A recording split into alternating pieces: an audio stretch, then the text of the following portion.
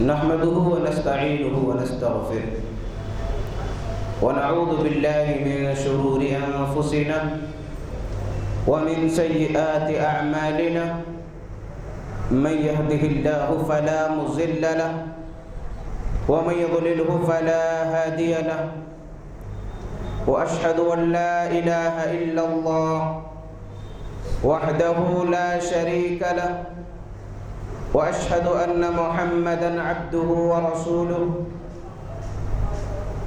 أرسله بالحق بشيرًا ونذيرًا وداعيًا إلى الله بإذنه وسراجًا منيرًا أما بعد فإن خير الحديث كتاب الله وخير الهدي هدي محمد صلى الله عليه وسلم وشر الأمور محدثاتها وكل محدثة بدعة وكل بدعة ضلالة وكل ضلالة في النار فأعوذ بالله من الشيطان الرجيم بسم الله الرحمن الرحيم يا أيها الذين آمنوا كتب عليكم الصيام كما كتب على الذين من قبلكم لعلكم تتقون وعن ابن عباس رضي الله تعالى عنه قال فرض رسول الله صلى الله عليه وسلم زكاة الفطر طهرة للصائم من اللغو والرفث وطعمة للمساكين فمن أداها قبل الصلاة فهي زكاة مقبولة ومن أداها بعد الصلاة فهي صدقة من الصدقات رواه أحمد رب اشرح لي صدري ويسر لي أمري واحلل عقدة من لساني يفقه قولي ربي زدني علما معزز و مکرم میرے دینی و اسلامی بھائیوں اور پردہ نشین ماؤں اور بہنوں، اس اللہ رب ذوالجلال کی تعریف، توصیف، بڑائی، بزرگی، حمد و ثنا ہے جس نے ہم تمام کو بڑا ہی محترم بزرگی والا مہینہ ماہ رمضان صحت و تندرستی کے عالم میں عطا فرمایا، اور جس نے پھر ایک مرتبہ ہمیں اپنے رب کو راضی کرنے، اپنے گناہوں کی بخشش کروانے اور اپنے درجات کی بلندی کے لیے پھر ایک مرتبہ موقع عنایت فرمایا، اسی اللہ کی تعریف ہے، اسی اللہ کی بڑائی بزرگی ہے، اسی اللہ کے لیے ہر قسم کی ثنا ہے۔ بے حساب درود و سلام ہو خاتم النبیین سید المرسلین رحمت للعالمین ساقی کوثر شافی محشر محمد الرسول اللہ صلی اللہ علیہ وآلہ وسلم پر، جن کی زندگی کو تمام کے لیے اسوہ حسنہ قرار دیا گیا۔ معزز سامعین، اللہ کے فضل و کرم سے ماہ رمضان کے آخری مرحلے میں ہم قدم رکھ چکے ہیں، ابھی چند دن باقی ہے اور چند ایام کے بعد یہ محترم مہینہ ہم سے رخصت ہونے والا ہے۔ اسی مناسبت سے انشاءاللہ آج کے جمعے میں ایک اہم مسئلہ صدقہ فطر کے سلسلے میں انشاءاللہ کچھ باتیں رکھوں گا، اور ساتھ ہی ساتھ کچھ ایسی اور اہم ضروری باتیں جو ہمارے لیے اس آخری جمعے میں ایک عظیم پیغام ہوگی انشاءاللہ۔ دو تین اہم باتوں کی جانب انشاءاللہ میں اشارہ کروں گا۔ سب سے اہم اور بنیادی مسئلہ ہے وہ جمعۃ الوداع کا مسلمانوں میں ایک عجیب و غریب رجحان پایا جاتا ہے کہ رمضان المبارک کا جب آخری جمعہ آتا ہے تو اسے جمعۃ الوداع کے نام سے مناتے ہیں، اور اتنا اہتمام کیا جاتا ہے سبحان اللہ کہ مساجد کے باہر سڑکیں بھری ہوئی نظر آتی ہے مصلیوں سے، سبحان اللہ۔ یہ رمضان المبارک کی برکت ہے میرے بھائی۔ لیکن جو جمعۃ الوداع مناتے ہیں، اگر ویسے تو جمعۃ الوداع کا اسلام میں کوئی تصور نہیں، لیکن پھر بھی جس انداز سے اہتمام کیا جاتا ہے، کاش مسلمان ہر جمعے کو اپنی زندگی کا جمعۃ الوداع سمجھے کہ دوبارہ یہ جمعہ آنے والا نہیں۔ جس طریقے سے ماہ رمضان میں آخری جمعہ اس اہتمام کے ساتھ مناتے ہیں کہ رمضان ختم ہو رہا ہے، پھر کوئی اور جمعہ رمضان کا نہیں آئے گا، دیکھیے مکہ مسجد بھری نظر آتی ہے، اور پورا باہر جو بازار ہے مسجد کے سامنے پورا روڈوں پر لوگ نماز پڑھتے ہیں، اور کئی مساجد میں یہی چیزیں روح پرور منظر ہمیں دیکھنے کو ملتا ہے۔ کاش مسلمان فجر کی نماز کو اپنی زندگی کی آخری نماز سمجھتے تو جس طریقے سے جمعۃ الوداع کا اہتمام ہوتا، سبحان اللہ فجر کی نماز میں بھی وہ اہتمام ضرور ہوتا۔ کاش مسلمان عام نمازوں کو اپنی زندگی کی آخری نماز، الوداعی نماز اگر سمجھیں تو ایمانی انقلاب آ جائے گا، اور اتنی بڑی تعداد جو مسلمانوں کی ہے دنیا کے اندر، لیکن جگہ جگہ ذلت و رسوائی کی زندگی گزار رہے ہیں، یہ صورت پیش نہیں آتی صرف نماز کی برکت اور نماز میں جو آپسی قربت اور اتحاد کی جو برکت ہے، اس کی طاقت ہے کہ دشمن وقت سے پہلے ہی گھبرا جائے گا انشاءاللہ۔ تو جمعۃ الوداع اپنی زندگی کے ہر جمعے کو جمعۃ الوداع سمجھنا چاہیے، اپنی زندگی کی ہر نماز کو صلاۃ الوداع آخری نماز سمجھنا چاہیے۔ پتہ نہیں کہ اس نماز کے بعد میری زندگی باقی رہے گی یا نہیں۔ اگر یہ تصور، یہ احساس پیدا ہو گیا مسلمانوں کے اندر تو انشاءاللہ کوئی مسلمان بے نمازی نہیں رہے گا۔ ہم دعا کرتے ہیں ان مسلمان بھائیوں کے حق میں کہ الہی جہاں کہیں آج کے جمعے میں مسلمان جس طریقے سے اہتمام کرتے ہیں، انہیں ہر جمعے کا اہتمام اس انداز سے کرنے کی توفیق عطا فرما، اور ہر نماز کا اس انداز سے اہتمام کرنے کی توفیق عطا فرما۔ دوسری بات، رمضان المبارک کا ایک بہت بڑا حصہ الحمدللہ گزر چکا ہے، اب چند ایام باقی ہے۔ ان ایام کو غنیمت جانیے۔ ان ایام کا ایک عظیم پیغام یہی ہے کہ ماہ رمضان میں جو عبادتوں کی مشق کی ٹریننگ دی گئی، سال کے 11 مہینے ان عبادتوں پر مداومت کے ساتھ عمل کرنا چاہیے۔ جس طریقے سے ماہ رمضان میں فجر کی نماز کا اہتمام کیا جاتا رہا، دعا کیجئے رب العالمین سے استقامت کی کہ الہی رمضان المبارک کے بعد بھی فجر کی نماز کے اہتمام کی توفیق عطا فرما، اور دعا کرتے رہیے عبادتوں پر استقامت کی۔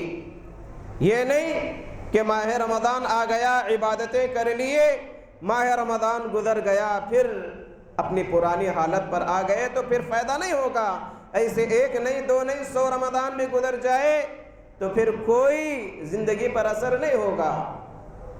رمضان کے ذریعے ایک مہینہ مسلسل جس طریقے سے فوجی مشق کروائی جاتی ہے وہ طریقہ کار ہے، اور یہ گناہوں کی بخشش کا ایک بہترین موقع ہے، ایک سنہرا موقع ہے۔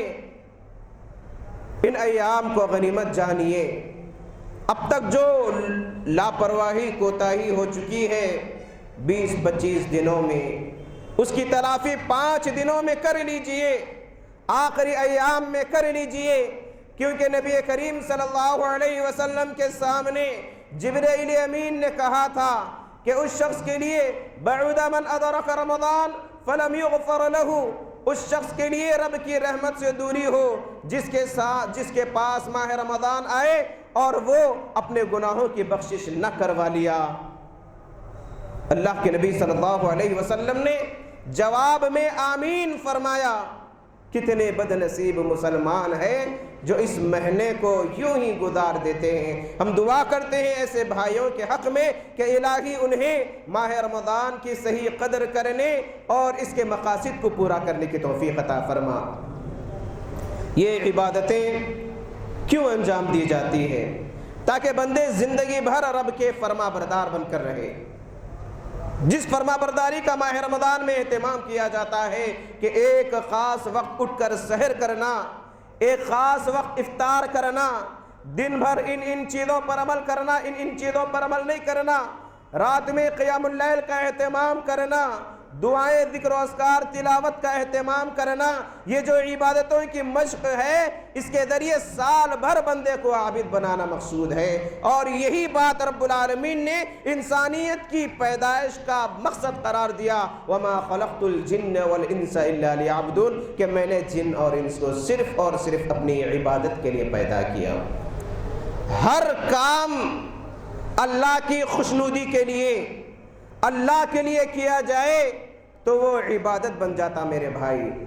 کوئی اگر حلال کمانے کی نیت سے، اللہ کی راہ میں خرچ کرنے کی نیت سے اور لوگوں کی مدد کرنے کی نیت سے، یا کم از کم اپنے اور اپنے گھر والوں کو حلال غذا فراہم کرنے کی نیت سے اگر کوئی محنت کرتا ہے تو سبحان اللہ یہ بھی عبادت کے اندر آتا ہے۔ اور یہ جو عبادتیں انجام دی جا رہی ہے گویا کہ نیکیاں کمانے کے ایک مواقع ہے، گناہیں مٹنے کے ایک ذرائع ہیں۔ ان الحسنات یذہبن السیئات، رب العالمین نے فرمایا کہ یقیناً نیکیاں گناہوں کو مٹا دیتی ہیں۔ دعا کیجئے کہ الہی ہم نے ماہ رمضان میں جو روزوں کا اہتمام کیا، ان روزوں کی برکت سے ہمارے زندگی بھر کے گناہوں کو معاف فرما دے۔ الہی ہم جس طریقے سے قیام کیا، اس قیام کی برکت سے زندگی بھر کے تمام چھوٹے بڑے گناہوں کو اپنے فضل سے معاف فرما دے۔ دعا کیجئے کہ الہی جس طریقے سے ماہ رمضان میں ہم نے تلاوت کا اہتمام کیا، ایک ایک لفظ کی برکت سے ہماری زندگی میں ایمانی انقلاب برپا کر دے، اور اپنی زندگی کے تمام کوتاہیوں، تمام لغزشوں، تمام گناہوں کو معاف فرما دے، اور ان عبادتوں کی برکت سے الہی جہنم سے کوسوں دور کر دے اور جنت کے بالکل قریب کر دے۔ سبحان اللہ، کیا منظر ہوگا میرے بھائی۔ یہ جو عبادتیں ہم کر رہے ہیں، رب کے لیے اتنی تکلیفیں برداشت کر رہے ہیں، کیوں عبادتیں اتنی کی جا رہی ہے، کیوں اتنی محنتیں کی جا رہی ہے؟ دیکھیے سخت گرمی کا عالم ہے، حلق سوکھ رہا ہے، وضو کے لیے پانی تو منہ کے حلق تک جا رہا ہے، لیکن جرأت کہاں کہ پانی حلق کے نیچے اتر جائے۔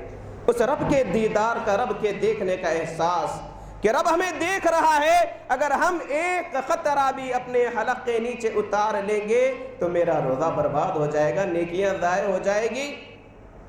یہ جو احساس ہے آخرت پر یقین کا، یہ جو احساس ہے رب کے دیکھنے کا، زندگی بھر یہ کیفیت اگر رہی تو گناہ انسان سے سرزد ہی نہیں ہوں گے انشاءاللہ۔ کیوں؟ دیکھیے ماہ رمضان میں کتنا اہتمام کیا جاتا ہے، روزے میں حلال چیزیں کھانا پینا حلال ہے، اس سے تک ہم بچتے ہیں، تو عام ایام میں کیا حرام چیزوں سے نہیں بچ سکتے میرے بھائی؟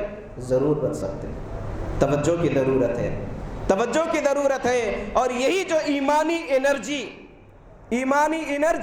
یہ رمضان کے ذریعے آتی ہے، اور یہ سال بھر اس کی گرماہٹ کو محسوس کرنا چاہیے میرے بھائی۔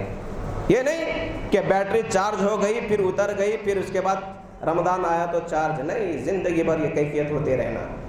کیا عالم ہوگا، کیا منظر ہوگا، قربان جائیے۔ قیامت کا مرحلہ ہوگا، نیک لوگ جنت میں چلے جائیں گے۔ صحیح درجے کی روایت ہے مسند احمد کی، جب جنتی جنت میں چلے جائیں گے اور اعلان کیا جائے گا کہ ایک عظیم نعمت تمہیں دینا ہے، اور جنتی کہیں گے کہ الہی اور کون سی نعمت باقی رہ گئی؟ اللہ نے اتنی نعمتیں دیا کہ جنت میں اور کون سی نعمتیں باقی رہ گئی؟ جنتی کہیں گے کہ کیا رب نے ہمارے ترازو کو وزن نہیں کیا؟ نیک اعمال ہماری کیا نہیں کیا ہے؟ اللہ کی نعمتوں کے مقابلے میں آنکھ نعمت ہے، کان کی سماعت نعمت ہے، زبان نعمت ہے، ہاتھ نعمت ہے، پیر نعمت ہے، دل نعمت ہے، سانس نعمت ہے، دماغ نعمت ہے۔ اگر زندگی بھر بھی عبادتیں کرتے رہے تو آنکھ کا حق ادا نہیں ہوگا۔ کسی کے اندر یہ صلاحیت ہی نہیں کہ وہ اد سر نو آنکھ عطا کرے۔ میرے بھائی، بغیر کسی فری میں اللہ نے یہ نعمتیں دی، اس کے مقابلے میں صرف یہ کہا کہ بندے میری نعمتیں کھا کر میری فرما برداری کرو، عبادتیں کرو۔ آنکھ نعمت ہے، زندگی بھر حق ادا نہیں کریں گے۔ اور اگر اللہ تعالیٰ قیامت کے دن ہماری یہ چھوٹی موٹی عبادتیں ہیں جب ایک پلڑے میں رکھ دے گا اور دوسرے پلڑے میں اگر نعمتیں رکھ دے گا تو نعمتوں کا پلڑا بھاری ہو جائے گا، نیکیوں کا اوپر آ جائے گا۔ کیوں؟ ہم زندگی بھر بھی نعمتیں ادا نہیں کر سکتے۔ سانس کتنی بڑی نعمت ہے، اگر اٹک جائے تو دنیا کی کوئی طاقت کھینچ نہیں سکتی، اگر اندر کی جانب چلے گئی تو باہر نہیں لا سکتی۔ زندگی کے آخری مرحلے میں سانس کی بھی قیمت ادا کرنی پڑتی ہے، ایک سانس کی قیمت ادا کرنی پڑتی ہے۔ لیکن رب نے زندگی بھر فری سانس لیتے رہتے چھوڑتے رہتے، لیتے رہتے چھوڑتے رہتے۔ یہ نعمت نہیں تو اور کیا ہے؟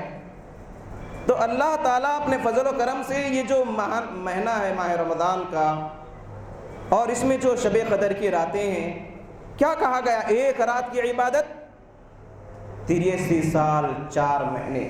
ایک رات عبادت کریں گے تو اجر کتنے سال کا ملے گا؟ 83 سال۔ سبحان اللہ، ایک رات کی عبادت کا اتنا بڑا اجر ملے گا۔ اور ایسے موقعوں سے فائدہ اٹھانا چاہیے۔ اس کے بعد اللہ سے مومنین کہیں گے کہ الہی آپ نے ہمارے چہروں کو تر و تازہ نہیں بخشا، آپ نے ہمیں جہنم سے نہیں بچا لیا۔ جہنم سے بچنا آخرت میں یہی ایک بہت بڑا انعام ہے کہ اللہ نے ہمیں جنت میں اپنے فضل و کرم سے نہیں ڈالا۔ میرے بھائی، جنت میں کوئی اپنی نیکیوں کے عوض داخل ہو ہی نہیں سکتا جب تک کہ اللہ کا فضل، اللہ کا کرم، اللہ کی مہربانی کسی پر نہ ہو۔ ہماری کیا نیکیاں ہیں؟ کوئی حقیقت نہیں اللہ کی نعمتوں کے مقابلے میں، کوئی حقیقت نہیں۔ اتنی نعمتیں اگر ایک نعمت کو اگر میں گناتا جاؤں گا جو ہماری زندگی میں ہے، پورا وقت ختم ہو جائے گا۔ تو یہ تمام چیزیں مومنین کہتے رہیں گے۔ ایک بات بتلاتا ہوں میرے بھائی، کیونکہ وقت بھی ہو رہا ہے۔ شب قدر میں جو ہم دعا پڑھتے ہیں، اللہم انک عفو تحب العفو فاعف عنا، مانا تو الحمدللہ سب جانتے ہیں۔ اللہم انک عفو، اے اللہ معاف کرنے والے، تحب العفو، معافی کو پسند فرماتے ہیں، فاعف عنی، ہمیں معاف کر دے، مجھے معاف کر دے۔ ذرا اس دعا کو اگر ہم اپنی زندگی پر اگر فٹ کریں گے تو رب سے ہم معافی کی امید تو کرتے ہیں، رب کو کہتے ہیں کہ آپ معاف کرنے والے ہیں۔ کبھی ہم نے اپنے دل کو ٹٹولا کہ جس کو ہم معاف نہیں کرنا چاہتے ہیں رب ہمیں کیسے معاف کرے گا؟ کتنے غلاظتیں، نفرتوں کی ہمارے دل و دماغ کے اندر پیدا ہوتی ہے۔ تکلیفیں دینا، رشتے توڑنا، لوگوں کے سلسلے میں غیظ و غضب سے رہنا، رشتے ناطے توڑنا، نفرت کی باتیں کرنا، معمولی باتوں پر سال و سال بات نہیں کرنا۔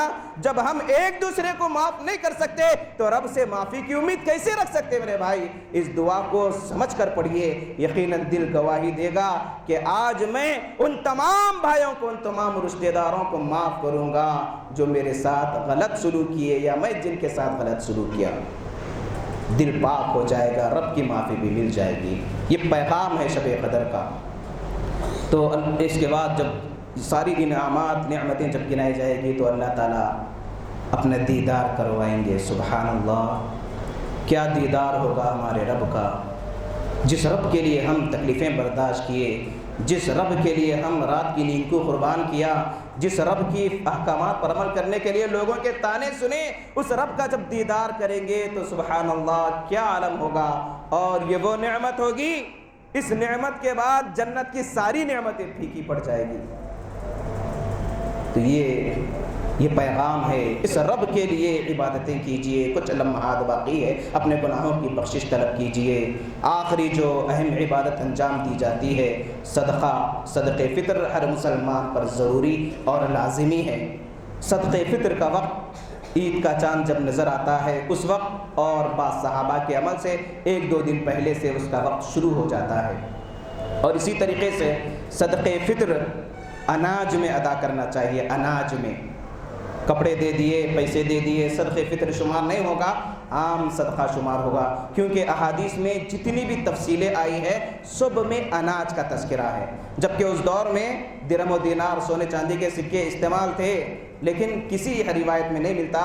علماء نے اجازت دی، صرف اگر علماء کی بات کو ایک طرف رکھیں، حدیث کو ایک طرف رکھیں تو حدیث ہمارے لیے دلیل ہوگی۔ اسی لیے صدقہ فطر جسے کہا جاتا ہے، جو روزے داروں کو نکالنا ضروری، اور صدقہ فطر گھر کے جتنے افراد ہیں، گھر کا ذمہ دار ان تمام ماتحتوں کی جانب سے ادا کرے۔ اگر 10 لوگ ہیں تو 10 کی جانب سے گھر کا جو ذمہ دار ہے وہ صدقہ فطر ادا کرے گا۔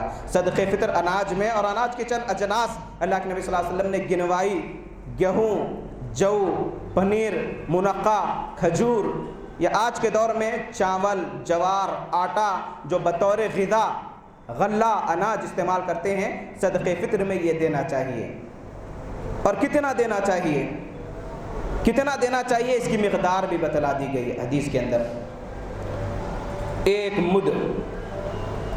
مد 4 سا کا ہوتا ہے، ایک سا 4 مد کا ہوتا ہے۔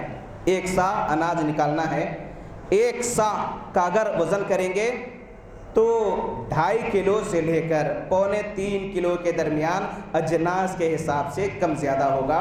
تو بہتر ہے کہ 2 کلو 600 گرام نکالے، یا 2.25 کلو اگر نکال دے تو کچھ زائد نکل جائے گا انشاءاللہ۔ اس کا فائدہ یہ ہے کہ نکالنے سے ہمارے جو رودے ہیں، جو لغزشیں ہوتی ہیں، اللہ تعالیٰ اس کی برکت سے ہمارے رودوں کو صاف کر دے گا، پیور کر دے گا ہمارے رودوں کو گناہوں سے۔ یہ مقصد ہے۔ تو معلوم ہوا کہ اناج میں ہونا، اور اناج کے جو اجناس ہے اس میں دینا چاہیے، اور پیمانے کے حساب سے الحمدللہ اللہ کے نبی صلی اللہ علیہ وسلم کے دور میں جو پیمانہ تھا 1 سا تھا، 1 سا۔ اور آج چونکہ سا وغیرہ کا رواج کم ہے، کلو کا حساب ہے، اسی لیے علماء نے اس کا پیمانہ بتلایا ہے کہ 2.5 کلو سے 3.25 کلو تک۔ اب دیکھیے اسلام کتنا محفوظ ہے، اس کی ایک مثال دے کر میں اپنی بات کو ختم کرتا ہوں۔ اللہ کے نبی صلی اللہ علیہ وسلم کے دور میں جو مد تھا، یہ ہے وہ مد، اس انداز کا، یہ کیفیت تھی اس کی مد کی، اور اللہ کے نبی صلی اللہ علیہ وسلم اس مد میں وضو کیا کرتے تھے، اور جو اناج نکالا کرتے تھے خاص طور پر عہد نبوی میں خود رسول اللہ، صحابہ اکرام علیہ السلام رضوان اللہ علیہ مجمعین، اس کے 4 مد، یعنی 4 اگر یہ سیر نکالیں گے تو 1 سا ہوگا، تو ہر ایک کی جانب سے 4 اس پیمانے کا اگر نکالیں گے تو یہ سنت ادا ہوگی۔ اب سوال پیدا ہوتا ہے کہ یہ کوئی بھی بنا لے سکتا؟ الحمدللہ جو دینی جامعات میں پڑھتے ہیں، سبحان اللہ، اس کی سند بھی دی جاتی ہے۔ صرف بطور تمثیل میں بتلاتا ہوں کہ اس کے اندر سلسلہ ہے، یہ مد کہاں کہاں سے کہاں تک پہنچا۔ میرے جو استاد تھے مولانا عبداللہ جولم ڈاکٹر مدنی، ان سے ان کے استاد، ان سے ان کے استاد، ان سے ان کے استاد، اس کے بعد فقہا محدثین کے دور سے ہوتے ہوتے ہوتے تابعین، طب تابعین کے بعد سبحان اللہ یہ سلسلے سند حضرت زید بن ثابت رضی اللہ تعالیٰ عنہ صحابی رسول تک پہنچتی ہے۔ گویا کہ یہ جو مد ہے صحابی رسول زید بن ثابت رضی اللہ تعالیٰ عنہ کے پاس تھا، اس کی تمثیل ہے، اتنی ہی مقدار میں، اتنے ہی پیمانے کے ساتھ، اتنی ہی کیفیت کے ساتھ تھا۔ سبحان اللہ، اسلام دیکھیے کتنا محفوظ ہے۔ لوگ کہتے ہیں کہ امام بخاری، امام مسلم یہ تو بعد کے لوگ ہیں، اس سے پہلے امام ابو حنیفہ آئے تھے، کیا ان کو حدیثیں نہیں معلوم تھی؟ سبحان اللہ، محدثین نے احادیث کی چھان بین کی، حدیث اگر ہو تو دل و جان سے عمل کرنا چاہیے میرے بھائی۔ حدیث کے سامنے کسی نہ عالم کی بات چل سکتی، نہ کسی امام کی بات چل سکتی، کسی اور کی نہیں، تو یہ اسلام کا مزاج ہے۔ اللہ تعالیٰ سے دعا ہے الہ العالمین ہم تمام کو دین پر عمل کرنے کی توفیق عطا فرما، الہ العالمین نیک اعمال کرنے کی توفیق عطا فرما، الہ العالمین ماہ رمضان میں کچھ ایام باقی ہے، ان ایام کو غنیمت جان کر عبادتیں انجام دینے کی توفیق عطا فرما، الہ العالمین ہمارے روزوں کو اپنے فضل و کرم سے قبول فرما، روزوں میں کوتاہیاں جو ہو گئی الہی اپنے فضل و کرم سے معاف فرما دے، الہی صدقہ و خیرات کرنے کی توفیق عطا فرما، الہی جو بھائی روزے داروں کو کھلانے کا انتظام کر رہے ہیں الہی ان کی غیب سے ان کی امداد فرما، جو احباب ماہ رمضان میں دینی مدارس کے لیے اور دین کے کاموں میں مساجد کے لیے جو خرچ کیے ہیں اپنے مال میں سے الہی ان کا بہترین بدلہ عطا فرما، دنیا میں برکت کی شکل میں لوٹا، آخرت میں بہترین بدلہ انعامات اور جنت کی شکل میں انہیں عطا فرما، الہی ہمارے صدقہ و خیرات کو قبول فرما، الہی ہمارے ذکر و اذکار کو قبول فرما، الہی ہماری قیام اللیل کو قبول فرما،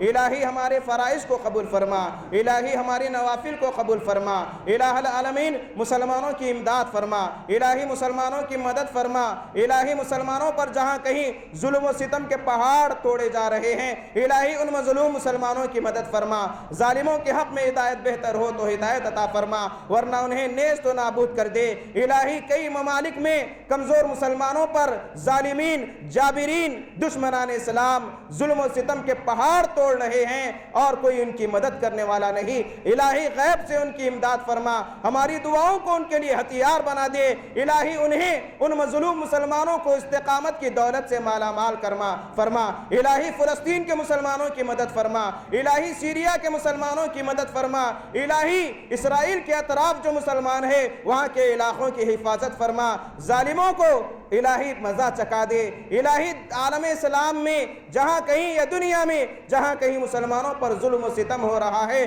برما کے مسلمانوں کی مدد فرما، الہی کمزور مسلمانوں کی مدد فرما، ان کے ایمان کو قبول فرما، ان کے ایمان میں تازگی عطا فرما، الہی جو ان جنگوں کی وجہ سے روزے نہیں رکھ پا رہے ہیں الہی اپنے فضل و کرم سے انہیں معاف فرما دے، کئی ممالک میں روزوں پر پابندی لگائی جا رہی ہے الہی لوگ روزہ رکھنے نہیں دے رہے ہیں الہی ان کی امداد فرما، ان کے گناہوں کو کوتاہیوں کو معاف فرما دے، الہی رات بھر جو ہم نے عبادتیں انجام دی الہی ان عبادتوں کو قبول فرما، اخلاص کی دولت سے مالا مال فرما، اخلاص سے نیت عطا فرما، الہی اپنا وعدہ ہم پر پورا فرما، الہی آخرت میں بہترین بدلہ عطا فرما، الہی بری موت سے ہمیں محفوظ رکھ، حادثاتی موت سے محفوظ رکھ، ہمارا خاتمہ ہو تو خیر پر ہو، ہماری زبان پر کلمہ طیبہ جاری و ساری رہے، الہی ہم تمام گناہوں کا اقرار کرتے ہیں، ان گناہوں کو جو لوگوں کے سامنے ہم نے کیا، ان گناہوں کو جو لوگوں سے چھپ کر کیا الہی تو جانتا ہے لوگ نہیں جانتے،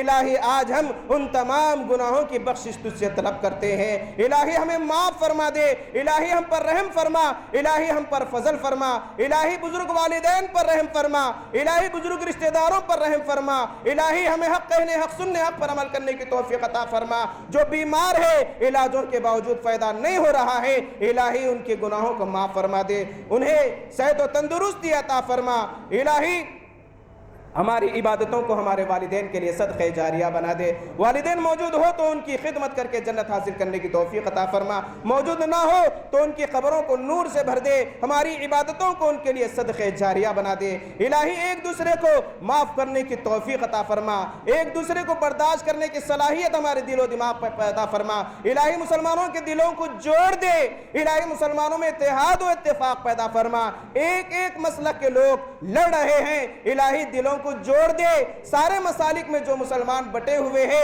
الہی ماہ رمضان کی برکت اور اس دعا کی برکت سے الہی سارے مسلمانوں کو ایک بنا دے، الہی مسلمانوں میں اتحاد و اتفاق پیدا فرما دے، الہی مسلمانوں کے دلوں کے نفرتوں کو ختم کر دے، الہی مسلمانوں کو آپس میں ایک دوسرے سے محبت کرنے والا بنا، ایک دوسرے کے جذبات کا احترام کرنے کی توفیق عطا فرما۔ الہ العالمین سارے عالم کے مسلمانوں کی مدد فرما۔ ربنا آتنا فی الدنیا حسنۃ وفی الآخرۃ حسنۃ وقنا عذاب النار وقنا عذاب القبر وقنا عذاب الحشر۔ الہی تو نے وعدہ فرمایا ہے جنت سفارش کرے گی، کوئی اگر 3 مرتبہ جنت طلب کرے گا تو جنت اس کے لیے واجب ہو جائے گی۔ اے اللہ تو نے کہا کہ 3 مرتبہ جہنم سے جو جہنم سے پناہ مانگے گا جہنم اس کے اوپر حرام ہو جائے گی۔ ہم اسی امید سے دعا کرتے ہیں اللہم انا نسألک الجنہ، اللہم انا نسألک الجنہ، اللہم انا نسألک الجنہ، اللہم اجرنا من النار، اللہم اجرنا من النار، اللہم اجرنا من النار، اللہم احفظنا من كل بلاء الدنیا وعذاب الآخرہ۔